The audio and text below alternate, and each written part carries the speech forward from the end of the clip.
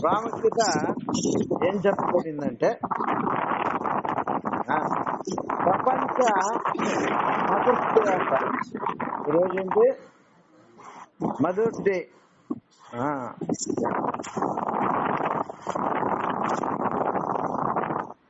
దీని గురించి వాక్యంలో చాలా సందర్భాల్లో మదర్ ఎలా ఉండాలి, మదర్ ఎలాంటి పాత్ర పోషించాలన్న వాటి మీద చాలా విషయాలు ఉన్నాయి.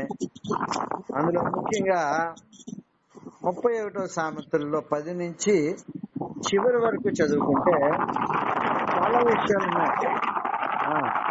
ఆమె పెందల కడుపున లెగుస్తుంది అని ఉంది. నెంబర్ 1, ఆమె పెందల కడ లెగుస్తుంది అంట. తన పనివారికి భత్యము ఏర్పరచునని ఉంది. ఆమె పని చేయకుండా భోజనము చేతులతో కష్టపడి పని చేస్తుంది అని వ్రాయబడి ఉంది. దీనులకు తన చెయ్యి చాపునని ఉంది. తన నోరు తెరిచిందంటే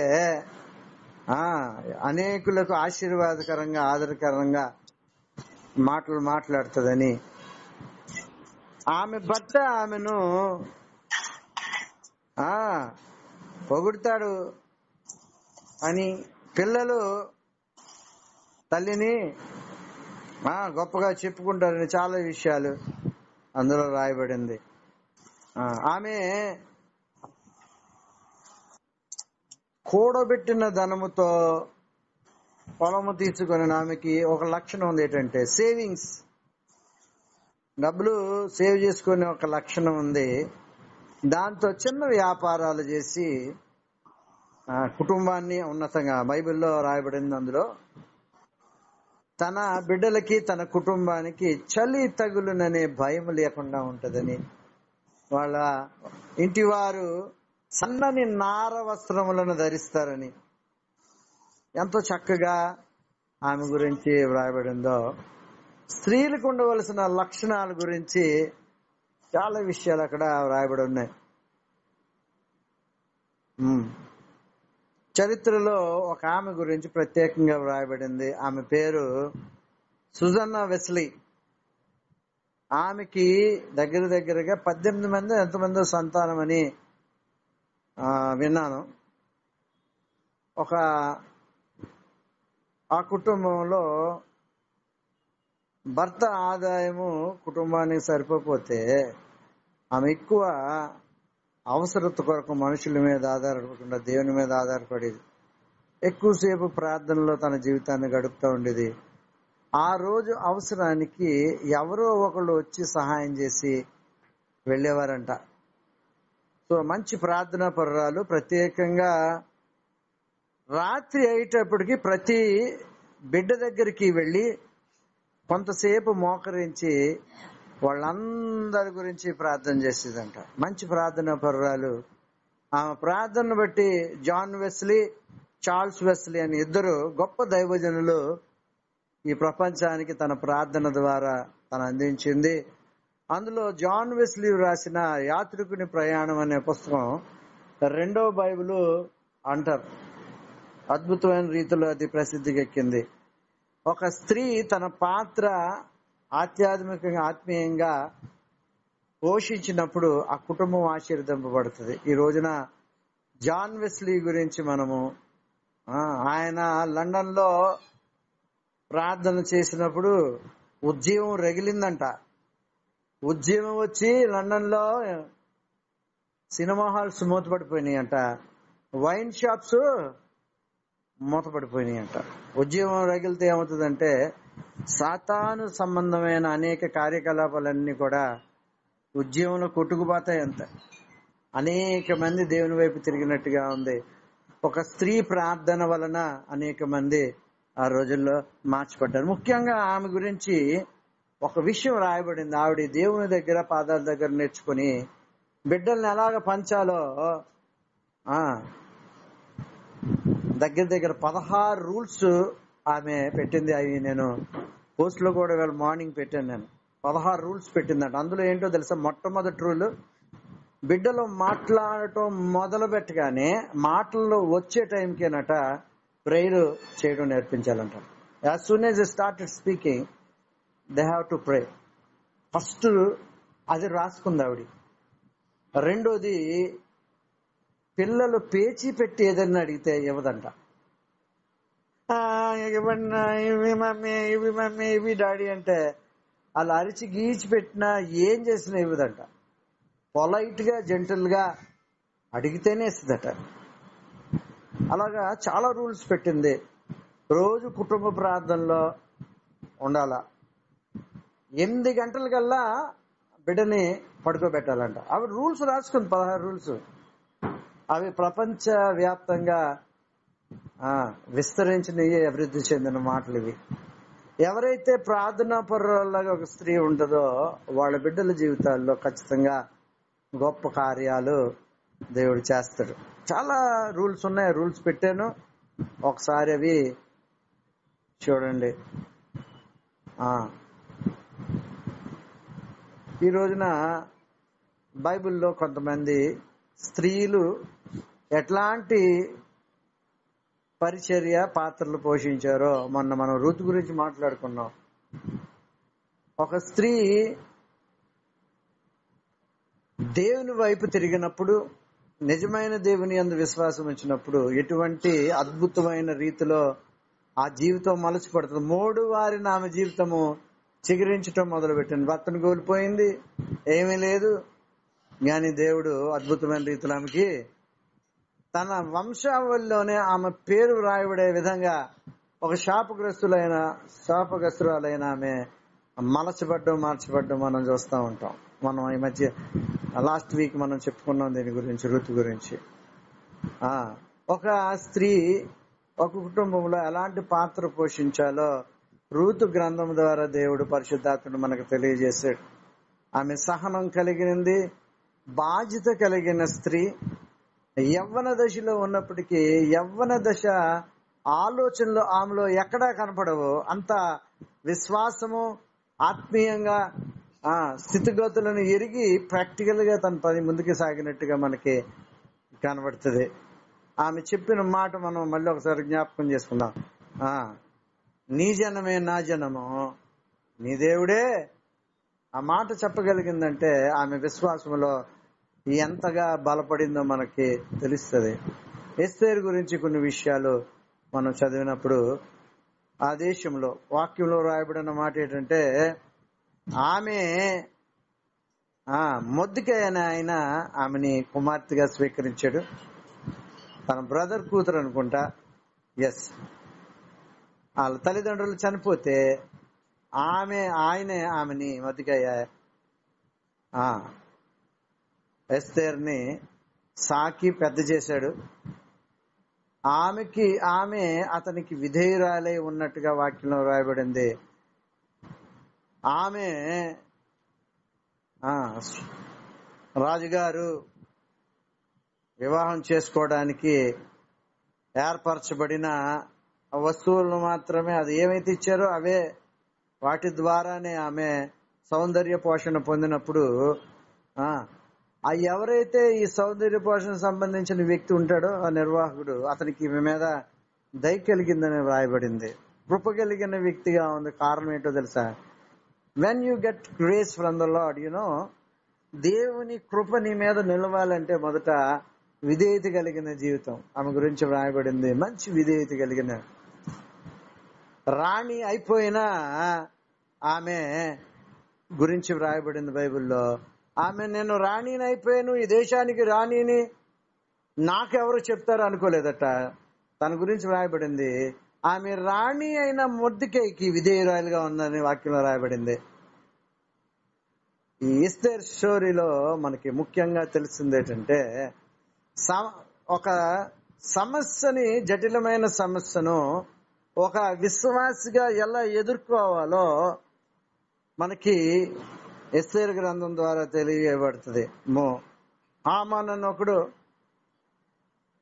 యూదులందరినీ నాశనం చేయాలని పనిగట్టుకుని రాజుగారి చేత ఒక భయంకరమైన శాసనం చేయించాడు. యూదులందరినీ నాశనం చేయడానికి ఒక శాసనాన్ని తయారు చేయించాడు. యూదులందరినీ ఒకే సమయంలో ఆ దేశంలో ఉన్న వాళ్ళందరినీ చంపేయాలని ప్లాన్ చేస్తే ఆమె ఈ యొక్క విషయం తెలుసుకొని సమర్థవంతంగా దాన్ని ఎదుర్కొంది. ఆ స్టోరీ మనకి చాలాసార్లు విన్నాం.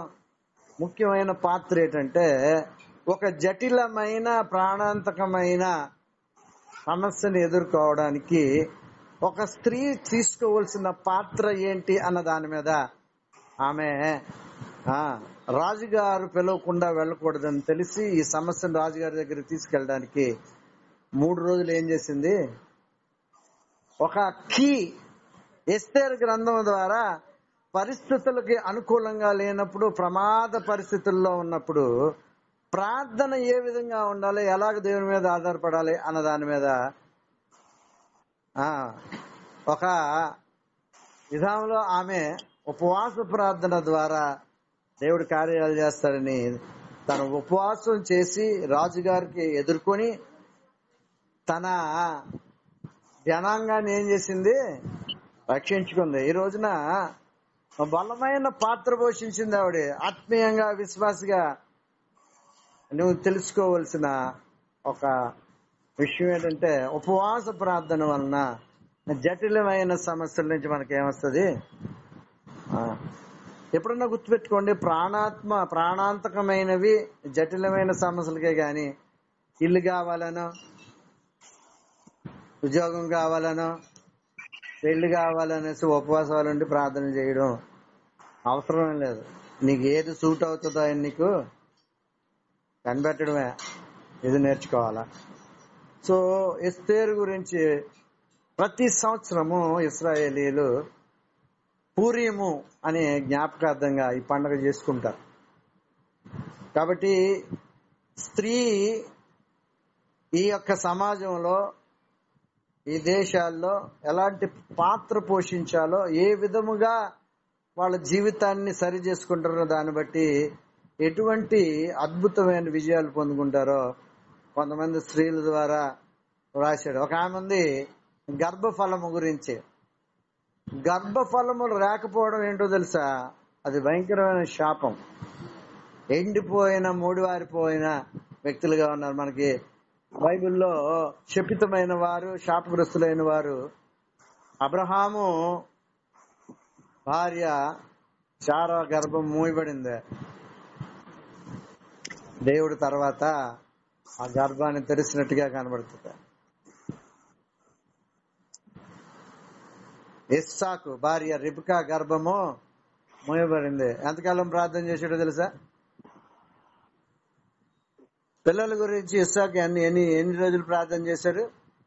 How many years do you know? అది రిఫరెన్స్ పట్టుకోండి, నేను చెప్తున్నా. 20 సంవత్సరాలు. When he was 40, he was married at the age of 40. 40 సంవత్సరాల వయసులో ఇస్సాకు వివాహం జరిగింది. 60వ సంవత్సరంలో అతనికి, అంటే 20 సంవత్సరాలు ప్రార్థన వలన తనకు బిడ్డలు పుట్టారు. కాబట్టి గర్భం తెరవబడ్డానికి బైబిల్లో ఒక ఆమె ఉంది, ఆమె పేరు అన్నా. ఆమె ప్రార్థన, ఉపవాసాలు ఉండేది పాపం. ఆమె ప్రార్థనకు జవాబుగా దేవుడి నుంచి చక్కని కుమారుణ్ణి పొందుకుంది. సో స్త్రీ పాత్ర బైబిల్లో చాలా బలంగా ఉంది. దెబోరా అని ఉంది, ఆమె ఒక న్యాయాధిపతిగా మనకు కనబడుతుంది. కాబట్టి ఇవన్నీ కూడా స్త్రీకి ఉండే ప్రాధాన్యతలు బైబిల్లో. ఇవి ప్రతి స్త్రీ కూడా తన జీవితంలో ప్రాక్టీస్ చేస్తే, అలవరుచుకుంటే అద్భుతమైన రీతిలో కుటుంబాన్నే కాదు, దేశాన్ని కూడా, సమాజాన్ని కూడా ఉన్నతమైన స్థితిలోకి తీసుకెళ్ళగలుగుతారు. కాబట్టి స్త్రీ పాత్ర చాలా ప్రాధాన్యమైనది. ఈ రోజున మీ బిడ్డలకి, స్నేహితులకి మదర్స్ డే శుభాకాంక్షలు తెలియజేయండి. దేవుని వాక్యంలో కొన్ని విషయాలు మీరు వాళ్ళకి పెట్టచ్చు. తీయండి 31 సామెతలు 10వ అధ్యాయములో కొన్ని మాటలు రాయబడి ఉన్నాయి. చదవండి, అందులో కొన్ని మీరు నోట్ చేసుకోండి. సామెతలు 31వ అధ్యాయము 10వ వచనం నుంచి 31వ వచనం వరకు స్త్రీలకి ఎలాంటి లక్షణాలు ఉండాలో ప్రత్యేకంగా వ్రాయబడింది. చదవండి. కొన్ని విషయాలు నేను చెప్పాను, ఆయన వాక్యం నుంచి తీసి చదువుదాం. తీసిన వాళ్ళు చదవండి గట్టిగా. గుణవతి అయిన భార్య దొరుకుట అరుదు. ఎందుకన్నారండి ఈ మాట? అరుదు అని, ఉండరని, గుణం కలిగిన వాళ్ళు ఉండరనేసి వాక్యం చెప్తుంది. మనం ప్రార్థన చేసేటప్పుడు బిడ్డ పుట్టక ముందే తల్లి ప్రార్థన మొదలు పెట్టాలి పిల్లల గురించి. Before getting a child. అన్నా గురించి మనం తెలుసుకున్నప్పుడు, అన్న తన బిడ్డని 3వ ఏట దేవునికి సమర్పించేసుకుంది. పుట్టక ముందే సమర్పించుకుంది. 3 సంవత్సరాలు కూడా అవ్వకముందే దేవుని యందు భయభక్తులు కలిగినట్టుగా మనకు సమూయేలు కనబడతాడు. గుణవతి అయిన భార్య తన బిడ్డల్ని ఉన్నతంగా తయారు చేస్తుంది. ఆమె ముత్యముల కన్నను అమూల్యమైనదంట. రెండోది, ఆమె పెనిమిటి ఆమె యందు నమ్మిక ఉంచును. అది పూర్తిగా భార్య మీద ఏం కలిగి ఉంటాడట? గుణవతి అయిన భార్య. ఇంకేం చూసుకోలేక్కర్లేదు. నా భార్యని నేను కనిపెట్టుకునే ఉండవలసిన అవసరమే లేదు అని వాక్యం సెలవిస్తుంది. తర్వాత, అతని లాభ ప్రాప్తికి వెలితి కలుగదు. అది ఒక గుణవతి అయిన భార్య ఉన్నప్పుడట భర్తకి ఎప్పుడు కూడా లాస్ ఉండదు. ఎప్పుడు ప్లస్ లోనే ఉంటాడు, అభివృద్ధి చెందుతానే ఉంటాడు. ఇది గుర్తుపెట్టుకోండి. తర్వాత, ఆమె తాను బ్రతుకు దినములన్నీ అతనికి మేలు చేయును. Wonderful word. ఈవేళ ఇది మెసేజ్ అనేకులకి మదర్స్ డే సందర్భంగా పెట్టండి. ఆమె బ్రతుకు దినములన్నీ అతనికి మేలు చేయును, దాన్ని కీడేమీ చేయదు. సో ఇది చాలా మంచిది. బ్రతికినంత కాలం కూడా మేలుకరమైన జీవితం కలిగి ఉండడం, ఇతరులకి మేలు చేసే విధంగా గుణవంతమైన భార్య ఉంటదనేసి వాక్యంలో రాయబడింది. తర్వాత, ఆమె గొర్రెబొచ్చును ఔసినారను వెతకును, తన చేతులారా వాటితో పనిచేయును. వర్తకపు ఓడలు దూరం నుండి ఆహారము తెచ్చినట్లు ఆమె దూరము నుండి ఆహారము తెచ్చుకొనును. అది చూడండి, ఆమె ఈ గొర్రెబొచ్చు నార వెతుకుతుందంట, తెచ్చుకుంటదండి. నేను కొంతమందిని చూస్తాను. బ్లెస్సీ వాళ్ళ అమ్మమ్మ మంచి వ్యక్తి, గుణం కలిగింది. ఎక్కడ బతికినంత కాలం తన మీద మచ్చలేదు.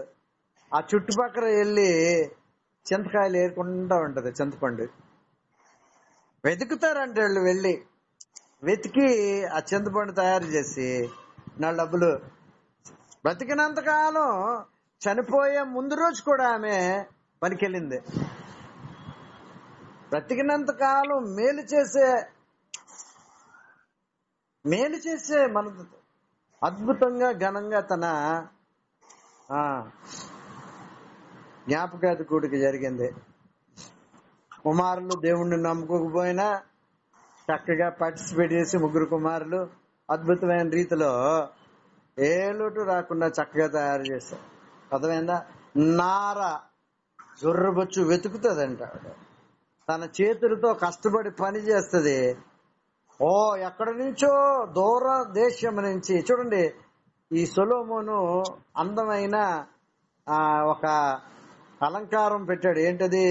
ఒక ఓడ దూరదేశాల నుంచి ఎలాగైతే ఆహారం మోసుకొస్తుందో అలాగా గుణవతి అయిన భార్య, గుణవంతురాలు ఆహారాన్ని అలాగ తీసుకొస్తే దూరదేశం నుంచి అని చక్కని అలంకారంతో సొలొమోను రాశాడు.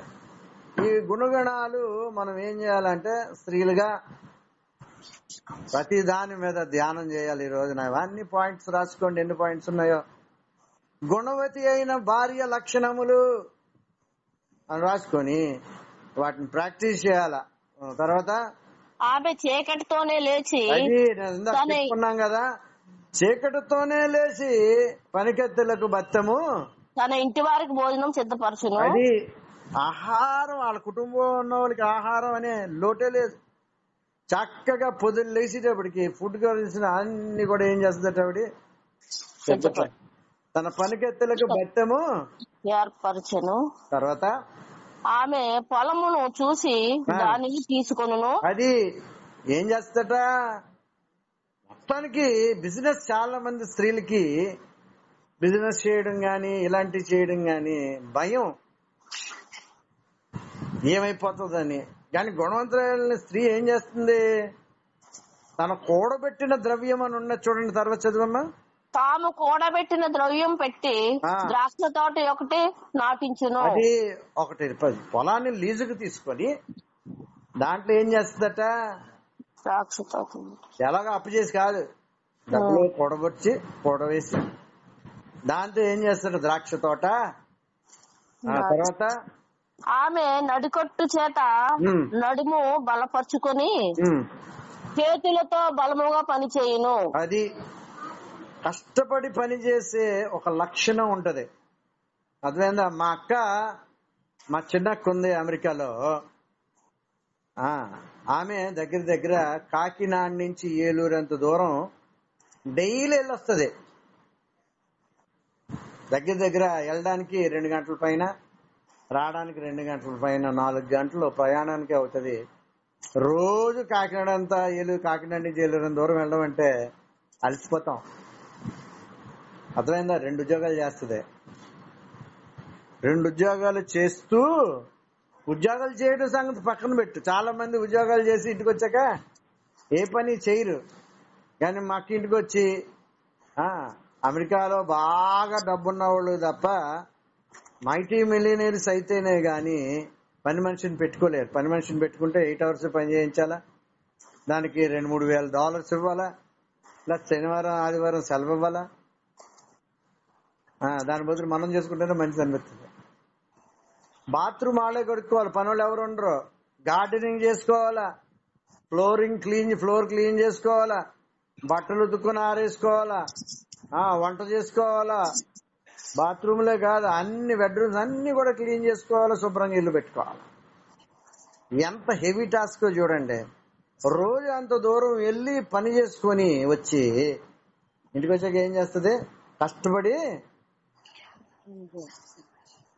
గుణవంతురాలైన భార్యకి స్త్రీకి ఉండే లక్షణాలు, బలముగా తన చేతులతో ఏం చేస్తుందంట, పని చేస్తుందంట. తర్వాత తన వ్యాపార లాభము అనుభవము చే తెలుసుకును. వ్యాపారం చేస్తుందట, అనుభవం ద్వారా లాభాలు ఎలా వస్తాయి ఏంటి అన్ని కూడా తెలుసుకొని చేస్తుందంట. తర్వాత రాత్రి వేళ ఆమె దీపము ఆరిపోదు. Wonderful thing. అంటే ఈ రోజుల్లో చెప్పుకోవాలంటే, ఆ రోజుల్లో దీపం ఆరిపోకూడదంటే ఏం కావాలి, నూనె కావాలా.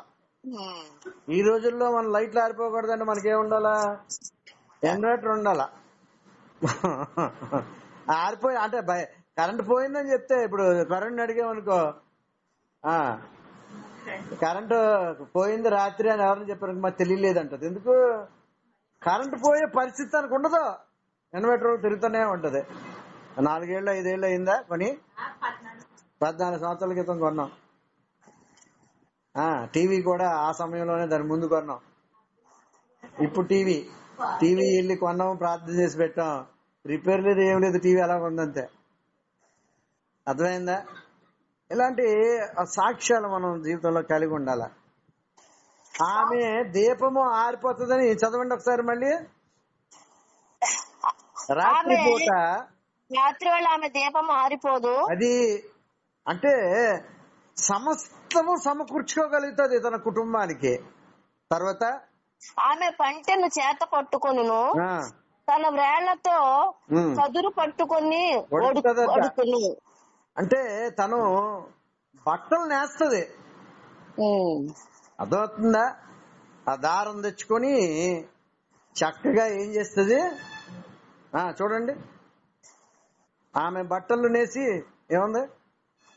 తన వ్రేళ్లతో కదురు పట్టుకొని పడుకును, దీనులకు తన చెయ్యి చాపును. వండర్ఫుల్. దరిద్రులకు తన చేతులు చాపును. అది మనం గుర్తుపెట్టుకోవాలా. గుణవంతురాలకు ఉండే లక్షణం ఏంటంటే పేదవాళ్ళ ఎడల కటాక్షం కలిగి ఉంటది. ఒక కన్ను వాళ్ళ మీద చూస్తా ఉంటది. దీన పరిస్థితిలో ఉన్న వాళ్ళకి సహాయం చేస్తుందట. వీళ్ళని కూడా దరిద్రులను కూడా ఆదరిస్తుందట. These are the qualities of a spiritual women. ఆత్మీయంగా గుణవంతురాలైన స్త్రీకి ఉండే లక్షణాలట. తర్వాత తన ఇంటి వారికి చలి తగులనని భయపడదు. అది అంటే చలికాలంలో ఏముంటాయి? చలికాలంలో చలేస్తున్నప్పుడు, వర్షాకాలంలో వర్షం పడుతున్నప్పుడు మనం వణికిపోతుంటాం, చలికి వణికిపోతుంటాం. వెంటనే మనం బ్లాంకెట్ కప్పుకున్నప్పుడు అల్లా జ్ఞాపకం వస్తుంది. ఎంతమందికి బ్లాంకెట్లు లేవు, అలాంటి పరిస్థితుల్లో రోడ్డు మీద పడుకుంటాం. చాలా మంది చూడండి బ్లాంకెట్లు కొనిస్తూ ఉంటారు, పంచుతూ ఉంటారు. మన లాస్ట్ టైము నేను సత్యవేదం కలిసి సత్యవేదం చాలా బ్లాంకెట్స్ తెచ్చింది, కొంతమందికి మేము పంచాం. చలి తగులుతుందనే భయం బెంగ ఉండనంత అద్భుతమైన రీతిలో కుటుంబాన్ని పరిరక్షించుకునే గుణము, పద్ధతి గుణవంతులైన స్త్రీకి ఉంటదని వాక్యంలో రాయబడింది. తర్వాత ఆమె ఇంటి వారు అందరూ రక్త వర్ణ వస్త్రములు ధరించిన వారు. ఖరీదైన వస్త్రాలని వాళ్ళు ఏం చేస్తారట? ధరిస్తారట.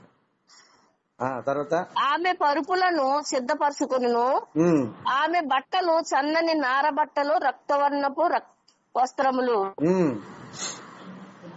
ఆమె పెనిమిటి దేశపు పెద్దలతో కూడా కూర్చుండును. ఒక స్త్రీ గుణవంతురాలైన స్త్రీ ఉంటే ఆటోమేటిక్ గా ఆమెను బట్టి ఆమె భర్త కూడా సొసైటీలో ఏం పెరుగుతుందట? విలువ. గొప్ప గొప్ప వాళ్ళ దగ్గర కూర్చుంటాడు అని వాక్యంలో రాయబడింది. తర్వాత గౌని యొద్ద పేరుగొనిన వాడై ఉండును. అది ఈ గుణవంతురాలైన భార్యను బట్టి భర్తకి ఏం కలుగుతుందట? మంచి పేరు కలుగుతుందని వాక్యంలో రాయబడింది. తర్వాత ఆమె నారబట్టలు నేయించి అమ్మును, నడికట్లను వర్తకులకు అమ్మును. అది నడికట్లు అంటే కట్టుకుంటారు కదా, నడాలకి కట్టుకునే ఉంటాయి. ఇప్పుడైతే బెట్లు అంటాం, అప్పుడు అలాంటివి ఉండేవి.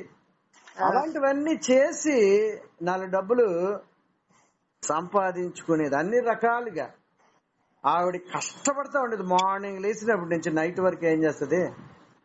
మా అక్క జ్ఞాపకం వస్తుంది. ఎందుకంటే మార్నింగ్ లేచినప్పటి నుంచి రాత్రి వరకు అన్ని రకాల పాత్రలు పోషిస్తుంది, కష్టపడి పని చేస్తుంది. ఈ మధ్యన ఏం కట్టిందిరా? షెడ్ కట్టేసింది. ఆడెవడో డబ్బులు అడిగి ఎక్కువ అడిగాడైనా మొత్తానికి తనే కష్టపడిపోయి షెడ్ కట్టేసింది. అవన్నీ తెచ్చేసుకుంది, కట్టేసింది.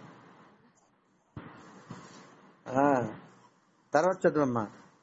బలమును ఘనతయు ఆమెకు వస్త్రములు. అది ఘనతయు బలములు ఘనత కలిగి ఉంటది, బలంగా ఉంటది, స్ట్రాంగ్ అంటే శరీరంలో బాడీ బిల్డింగ్ స్ట్రాంగ్ అని కాదు, అర్థమైందా? ఘనత కలిగి ఉంటదంట. అందరూ ఆమెను ఏం చేస్తారు? మా అక్కని యుఎస్ లో చాలా గౌరవిస్తారు. ఎందుకో తెలుసా? పొట్టి చేతులు తల్లింది అమెరికా. ఇప్పుడు మిలియనీర్స్ ఉండే ఏరియాలో తన ఇల్లు ఉంది. ఎప్పుడో 25 సంవత్సరాల క్రితమే కొనుక్కుంది. అప్పుడు 2 కోట్లు పెట్టి కొనుక్కుంది. సో ఘనత కలిగేలాగా మనుషులు గౌరవించే విధంగా గుణవతి అయిన భార్య ఉంటే, గుణవతమైన స్త్రీ ఉంటే ఆమె ఖచ్చితంగా ఏమవుతుంది? అందరి చేత గౌరవింపబడుతుంది. గుర్తుపెట్టుకోండి. తర్వాత ఆమె రాబో కాలం విషయమై నిబ్బరముగా అది ఉండును, ఫ్యూచర్ ఫియర్ ఉంటది. అర్థమైందా? ఆత్మీయంగా గుణవంతురాలైన స్త్రీ రేపొద్దున ఏమవుతుందని భయం ఉండదు. నా భార్య, నా పిల్లలకి ఏమవుతుంది, నా భవిష్యత్తు ఏమవుతుందని, చాలా మందికి ఏమైపోతుందో అని భయం ఉంటది. కదా. ఫ్యూచర్ లో ఏమో రేపు పొద్దున్న ఏమవుతుంది, నాకు తిండి ఎవడు పెడతాడు, అర్థమైందా? ఏమి గట్ట రాబో కాలమున గుర్చి ఎటువంటి భయం లేదంట. తర్వాత జ్ఞానము కలిగి తన నోరు తెరచును. When she open her mouth we can see the wise advice. ఆవిడ మాట్లాడుతుంటే ఆమె మాటల్లో మనకి ఏం కనపడుతుంది అంటే, నోరు ఇప్పిందా. కొంతమంది చూడండి, నోరు ఇప్పితే సూది కబుర్లు ఉంటాయి, నోరు ఇప్పారా వేస్ట్ మాటలు ఉంటాయి, అందులో ఉపయోగకరమైన చాలా తక్కువ ఉంటాయి.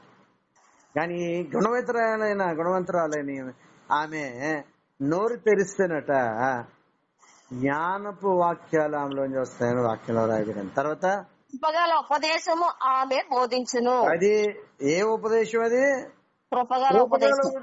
ఉపదేశం చేస్తుంది ఆమె అని వాక్యంలో రాయబడింది. ఆమె తన ఇంటి వారి నడతలను బాగుగా కనిపెట్టును. ఎందుకు ఎక్కువ ఇంపార్టెంట్ అయిన సంగతి ఏంటంటే, కుటుంబంలో పిల్లల పరిస్థితి గమనించుకుంటూ ఉంటది. కొంతమంది తల్లిదండ్రులని చూస్తే ఈ రోజుల్లో మీ అబ్బాయి ఏం చదువుతాడంటే కొంతమంది తెలియదు. లాస్ట్ లో తెలిసింది ఎవరికంటే వాళ్ళకే. బయట డేసే యాసలన్నీ లాస్ట్ లో ఎవరికి వెళ్తుంది. కానీ వాక్యంలో ఉంది, వాళ్ళ యొక్క నడతలను బాగుగా కనిపెట్టును. బుడ్గి గారిని 2 నిమిషాలు మాట్లాడితే ఆడ నిజం చెప్తాడు అబద్ధం చెప్తాడు వాళ్ళ అమ్మ చెప్పేసేది. 2 నిమిషాల్లో ఇక్కడ అబద్ధం చెప్తాడు చెప్పేసేది. ఒక ఆమె ఉందంట, మంచి ప్రార్థనా పరురాలు. ఆమె ప్రార్థన చేస్తుంటే కొడుకు ఎక్కడో సముద్రంలో స్నానానికి వెళ్ళినట్టు దర్శనంలో చూస్తుంది. ఎక్కడికి వెళ్ళేవారంటే, నేను పక్కింటికి వెళ్ళాను, అక్కడికి వెళ్ళాను కథ చెప్తుంటే, నువ్వు సముద్ర స్నానానికి వెళ్ళావు కదా అంటే వణికిపోయాడంట. నేను ప్రార్థన చేస్తుంటే దేవుడు నాకు చూపిస్తున్నాడని. కాబట్టి ప్రతిదీ కూడా ఆ నడతలు కనిపెడతారు. దేవుని యందు భయభక్తుల ద్వారా వాళ్ళు ఏం చేస్తారు, పిల్లల్ని చక్కగా పెంచుకోగలుగుతారు. హల్లెలూయా. తర్వాత పని చేయకుండా ఆమె భోజనము చేయదు. ఇది ఆడవాళ్ళ గురించే రాశారని అనుకోవద్దు. మనకి కూడా నేను చాలు ఏదో పని చేస్తే గాని తినకూడదని అనుకుంటా ఉంటాను. హల్లెలూయా. కనీసం సువార్త పని అన్నా చేసి 4 ముక్కలన్నా పెట్టి జనాలకి మెసేజ్లు అవి. ఓకే. తర్వాత ఆమె కుమారులు లేచి ఆమెను ధన్యురాలందురు. మా అమ్మ ఆశీర్వదింపబడింది, ధన్యురాలు అని అంటారట. అటువంటి ఉన్నతమైన జీవితము గుణవంతురాలైన భార్య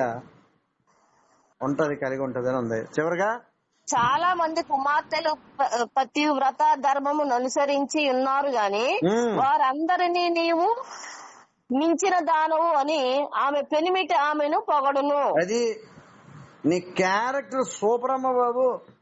పతివ్రతలకే నువ్వు పతివ్రతమని పొగుడుతాడంట భర్త. తర్వాత అందము మోసకరము, సౌందర్యము వ్యర్థము. యెహోవా యందు భయభక్తులు కలిగిన స్త్రీ కొనియాడబడును. దేవుని స్తోత్రం కలుగును గాక. కాబట్టి గుర్తుపెట్టుకోండి, ఈ లక్షణాలన్నీ రాసుకోండి. అందులో 30 నుంచి ఉన్నాయి. వాటన్నిటి మీద ఏం చేయాలా? ధ్యానం చేయాలి. కష్టపడి పనిచేసి ఇలా ఉండాలా. కుటుంబాన్ని ఉన్నతమైన స్థితిలో పెట్టుకోవడానికి తన లైఫ్ స్టైల్ ఏం చేసింది? చక్కగా వాక్యానుసారంగా తీర్చిదిద్దుకున్నాడు. ఈ పాయింట్లన్నీ రాసి ప్రత్యేకంగా దీని గురించి ప్రార్థన చేయండి. దేవుడి కొద్ది మాటలు దీవించనుగా.